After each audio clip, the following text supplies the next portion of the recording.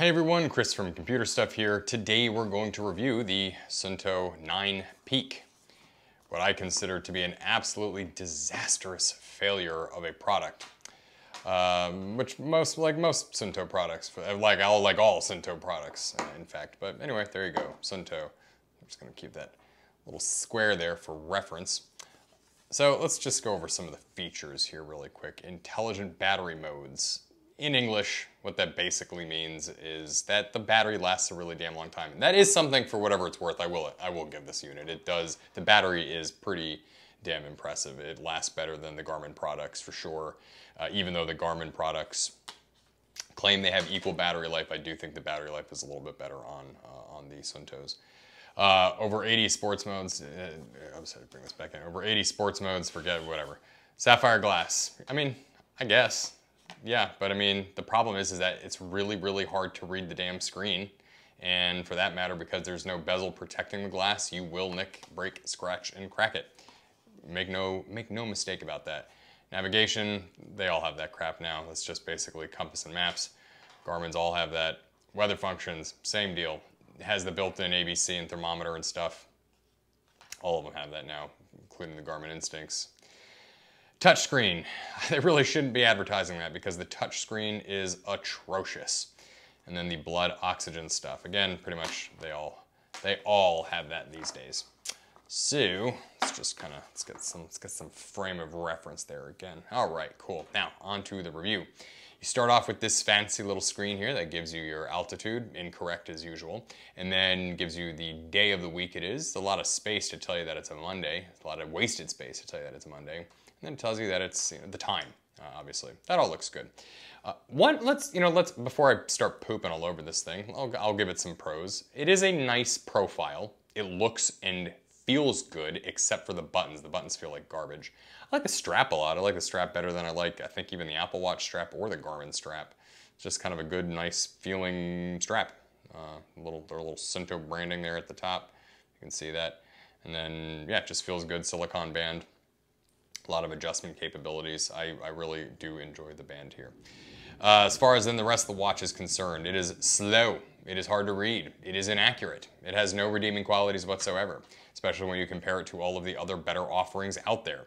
So, for example, let's just go ahead and scroll through the. Let's test the buttons here. So this button brings you up to the menus of stuff that you can pick from. The timer, you don't have a back button, you just have your up and downs and then like your press, so you got to use the touch screen to go back. Thing is though, is that inevitably if you are sweating or your fingers are wet or something, that will not work well at all. And as far as the exercises are concerned, this was one thing that really ticked me off. So we'll hit exercise, we'll go to walking and start.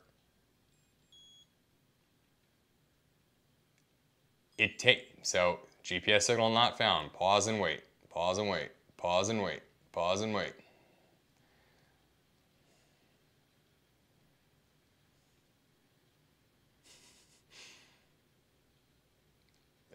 By the way, for all of you that say that that's because I'm indoors, no. Okay, because the same crap happens when you are outdoors as well. And for that matter, none of the other watches seem to take a fortnight in order to get the GPS to kick in.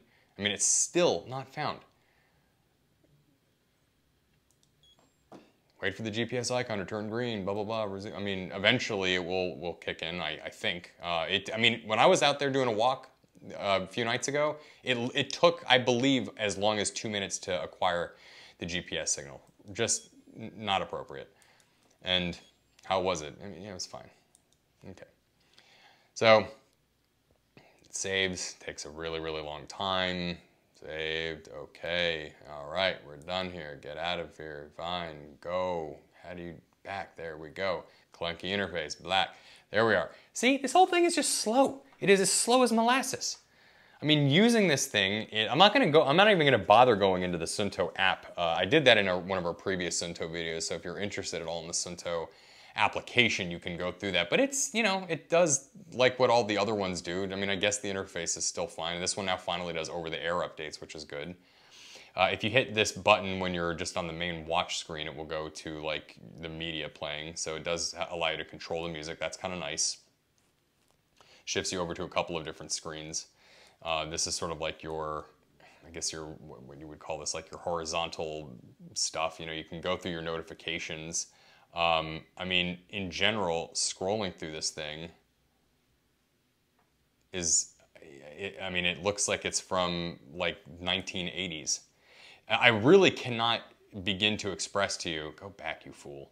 I cannot begin to express to you how hard it is to read this screen, especially when the backlight goes off automatically. They didn't make it bright enough, it's not sharp enough, and when you get that sun hitting it when you're outside doing a workout, forget it. Whereas, by the way, the Instinct Solar 2 though, for example, it is an absolute dream of a watch to use outside. You can see that screen from a mile away. Hit the little down button, and after it's done thinking for a second, it'll go through some widgets. This one tells you your heart rate. You can slide between that and your like O2 measurements and some other stuff. Again, black. You'll deal with that a lot. A black screen very often on this watch. Okay, so we go. Oh, okay, just stop it.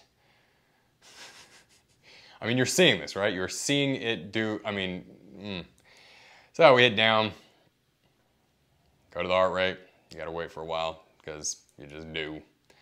Stress stuff. This is basically the same thing as Garmin's, where it takes your HRV, your heart rate variability, kind of measures it and you know, makes a quotient about it as to what it thinks you're stressed or not.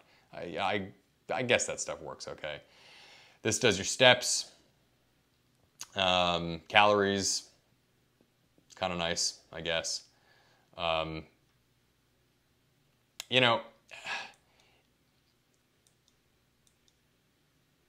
you gotta use the screen to be able to like activate stuff, which this screen is not responsive, and it's chunky. And again, if your finger is wet, you've been swimming, sweating, whatever, it works even less good. We'll go down. This talks about your training, recovery time. This kind of gives you some metrics based on like your workouts and how well you did in it, your performance goals, stuff like that.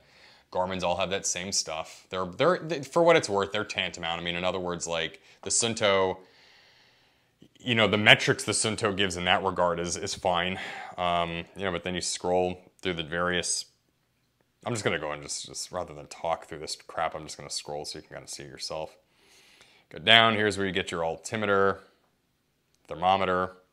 This watch has been sitting on this table for 5 hours before we started this review. It is a crisp 72 in our office right now. Why even have it? It's not reliable. Altitude? No, I am not at 119 negative feet. I think we're at, I don't remember where we're in Williamsburg. I don't know, we're like at like 30 feet or something. It doesn't matter, it's wrong.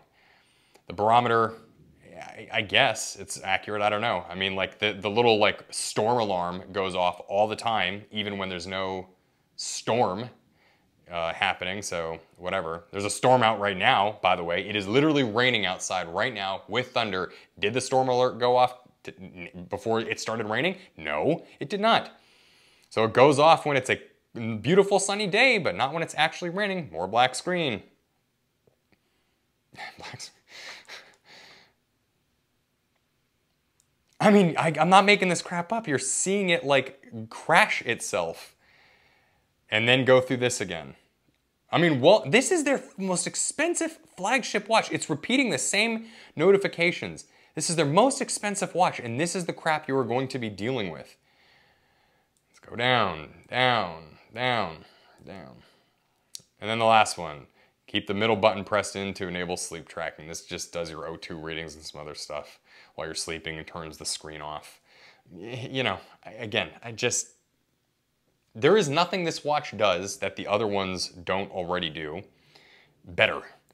The only thing this has going for it is battery life. But if you want great battery life, get the Instinct 2 Solar.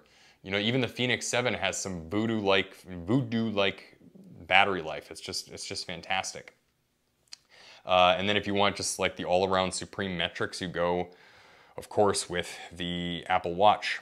But I mean, here, I'm gonna take off the Instinct Thowler for a second.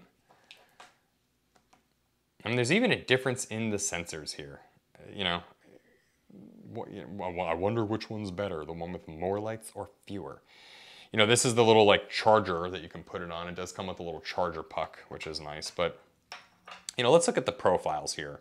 I mean, as far as thickness is concerned, the Instincts 2 Solar is just ever so slightly thicker. They're, you know, about the same girthness. You know, this one's obviously made of plastic and stuff, but that's okay. You know, it's a beater outdoor watch. You know, bother putting it on. You know, this is supposed to be sort of like their flagship product that you can take from boardroom to hiking. You know, this is what they want. I don't know who they want to wear this thing. I'm gonna get maybe some hate on this comments from people that either own it or like the watch. Complain all you want. It's not a good product. There are better products out there. The Polar Grid X Pro, vastly superior, even though I have some complaints about the touchscreen with that watch. The Garmin products are all better. Anyway, should you buy this watch? Absolutely not. I'm gonna go ahead and wrap this review up. This was a little bit of a short one.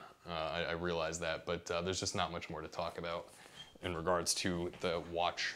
For those that are curious, this is what the little wireless charging puck looks like. I'll say this though, I do like the charging mechanism better than Garmin's as well. This just kind of snaps in bi-directionally, does its thing. Whereas the Garmin Instinct Solar 2, you still got to plug in with that little cord there at the bottom. By no means is that a deal breaker, but I like to try to be fair and balanced on this channel as much as I can. I just don't think Suunto, I mean, guys, let's start working on the Suunto 10, shall we? And let's, you know, make it maybe an actual functional product that, you know, is decent. Suunto 9 Peak, don't buy it. But I will put a link in the description for one below anyway. If you have any questions or anything, feel free to reach out to us in the comments section.